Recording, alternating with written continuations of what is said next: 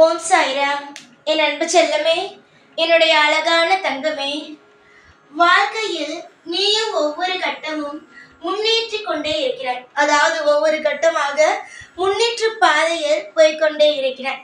ஆனாலும் இதை பிடிக்காத சிலர் உன்னுடைய உறவுகளிலேயே உன்னுடைய வாழ்க்கையில் முன்னேறும் நிலையை கண்டு பொறாமை பிடித்த சிலர் தவறான பாதையில் போகிறார்கள்.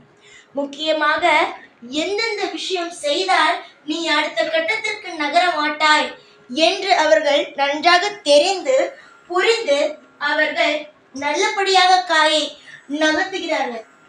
ஒரு போட்டி என்றால் என்ன தோன்றும்? ஒன்று நீ ஜெயிக்க வேண்டும், இல்லை என்றால் நான் ஜெயிக்க வேண்டும். ஆனால் இங்கு போட்டியும் கிடையாது, ஒன்றும் கிடையாது. அவரவர்கள் வாழ்க்கையை அவரவர்கள் வாழ்கிறார்கள். ஆனால் இங்கு இருப்பவர்கள் என்ன செய்கிறார்கள்? முக்கியமாக நெருங்கிய உறவு, நெருங்கிய நண்பர்கள், பக்கத்து வீட்டில் இருப்பவர்கள், இவர்கள் எல்லாம் உன்னுடைய குடும்பத்தை பற்றி அதிகமாக தெரிந்து வைத்திருப்பவர்கள். உன்னுடைய வீட்டில் என்ன நடக்கிறது, இப்பொழுது சூழ்நிலை எப்படி இருக்கிறது என்பதை நன்றாக தெரிந்து வைத்திருக்கிறார்கள். தெரிந்து வைத்துதான் காயை அழகாக நகர்த்தி உன்னுடைய வாழ்க்கையில் உன்னால் அடுத்த கட்டத்திற்கு நகர முடியாத அளவுக்கு உன்னை கொண்டு செல்கிறார்கள். உனக்கு கொஞ்சம் தெரியுமா? தூரத்தில் இருப்பவன் கூட எதுவும் செய்ய மாட்டான். ஆனால் இந்த நண்பன் நண்பன் என்று ஒட்டிக்கொண்டே அழைகிறான் பார். அவனை போல இருப்பவர்கள் தான் ஒருவன் முன்னேறினால் பிடிக்காமல் போகும். காரணம் வளர்ச்சி அடைவது.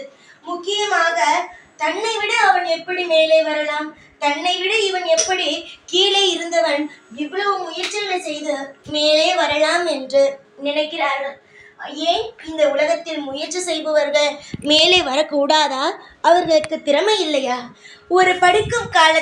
நீ படிக்கும் காலத்தில் பார்த்திருக்கிறாயா? நீ சாதாரணமாக படித்தாலும் அதைவிட மேலே ஒரு பெண்ணோ ஒரு ஆணோ படிக்கிறான் என்றால் முக்காவாசி பெண்கள் என்ன செய்வார்கள்? பெண்ணோ ஆணோ, என்னை விட இவன் மேலே வந்து விடுவானோ என்று என்னென்ன திட்டமெல்லாம் போட்டு கவுக்கலாமோ அதை விட அவன் மேலே படிப்பான். அதை விட உனக்கு தவறாக ஏதாவது சொல்லிக் கொடுப்பது, இதையெல்லாம் பார்த்துதான் நீ வந்திருக்கிறாய். எதுவுமே தெரியாமல் எல்லாம் நீ வரவில்லை. அதுபோல ஒரு தொழில் துவங்குகிறாய் என்றால் பக்கத்து கடைக்காரனோ இல்லை அதே தொழில் வைத்திருப்பனோ உனக்கு தவறான ஒரு பாதையை காட்டி அந்த தொழிலில் நஷ்டம் அடைவது போல செய்கிறான். இது உனக்கு எல்லாமே தெரியும்.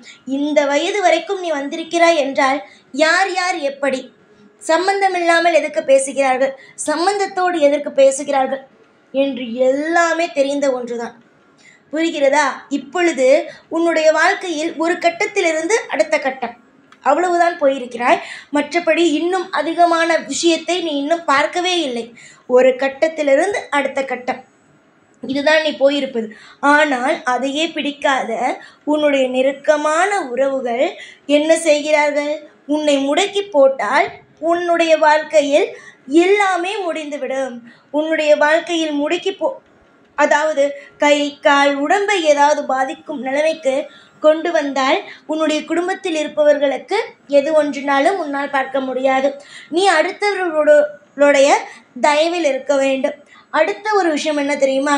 நீயாக இல்லாமல் அதாவது நல்லபடியாக யோசிக்காமல் தவறாக யோசிப்பாய். இந்த விஷயமெல்லாம் நடந்தால் உன்னால் உன்னுடைய குடும்பத்தை மேலே எடுத்து வர முடியாது. அதை தான் அவர்கள் நினைக்கிறார்கள். அவர்கள் முன்னேறி கொண்டே இருக்க வேண்டும், நீ கீழேயே இருக்க வேண்டும். சொல்ல போனால் அவர்கள் உதவி செய்து நீ முன்னேறலாம். ஆனால் நீ தனியாக நின்று உன்னுடைய குடும்பத்தை முன்னேற்றக்கூடாது. இதுதான் அவர்களுடைய எண்ணம். ஆனால் தெய்வம் என்று ஒன்று இருக்கிறது, சரியா? 1000 பேர் தவறான விஷயங்கள் உனக்கு எதிராக இருக்கட்டும். நீ ஒரு இடத்தில் வைத்துக்கொள், நீ தனியாக நிற்கிறாய். ஆனால் உனக்கு எதிராக 1000 பேர் நிற்கிறார்கள் என்று வைத்துக்கொள். அந்த 1000 பேர் உனக்கு எதிராக இருந்தாலும் உனக்கு பின் யாருமே இல்லை என்று நினைக்காது.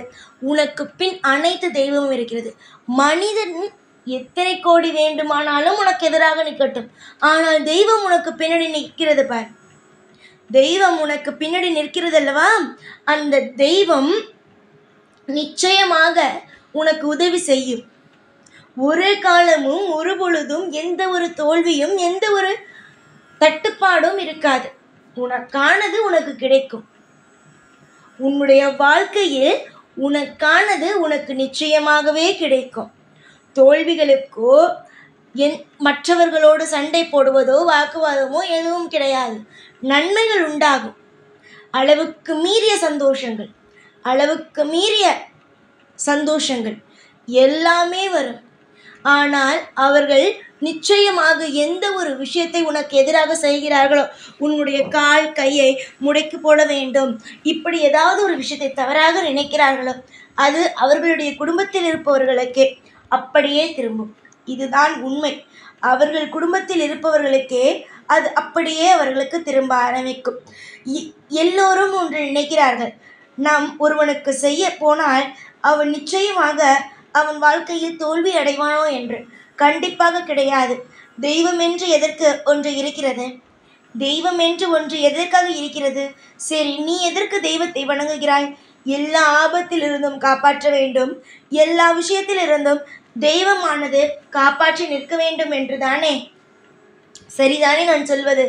தெய்வம் நிச்சயமாக உன்னுடைய வாழ்க்கையில் ஆபத்துகள் வராது. அதே சமயத்தில் உனக்கு ஆபத்து கொடுக்க வேண்டும் என்று நினைத்தான் அல்லவா, அவனுடைய வீட்டில் அவன் என்னத்தான் செய்ய வேண்டும் என்று நினைத்தானோ அது அப்படியே அவனுடைய வீட்டில் இருக்கும் ஒருவருக்கு நடக்கும். நம்பிக்கை வையுங்கள்.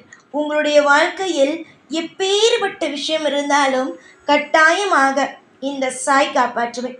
எத்தனை பல ஆண்டுகள் உன்னுடைய வாழ்க்கையில் ஒவ்வொரு கட்டத்திலேயும் எத்தனை விஷயங்கள் நடந்தாலும் உன்னுடைய வாழ்க்கையில் நீ தெய்வத்தை மட்டுமே தான் நம்ப வேண்டும்.